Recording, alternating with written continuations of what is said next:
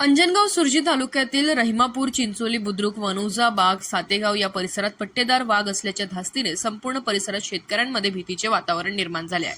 चिंचोली रस्त्यावर एक हिंसक प्राण्या हरण्याच्या शिकार प्रमोद जावरकर यांच्या शेतात शिकार केल्याचे उघडकीस आले. त्यामुळे या परिसरातील शेतकरी भयभीत झाले आहेत.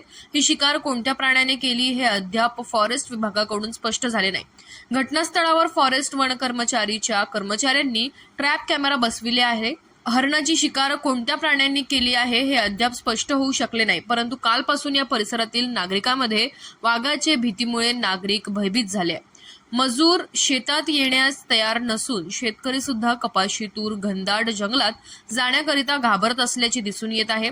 दर्यापूर परिसरातील RFO फॉरेस्ट विभागाचे अधिकारी श्री हाते यांनी या घटनेची दखल घेतली असून घटनास्थळ शेतात जाऊन चौकशी सुरू केली आहे. हरणाची शिकार करणारा प्राणी हा वाघ नसल्याचे स्पष्ट झाले आहे, असे फॉरेस्ट विभागाकडून बोलले जात आहे.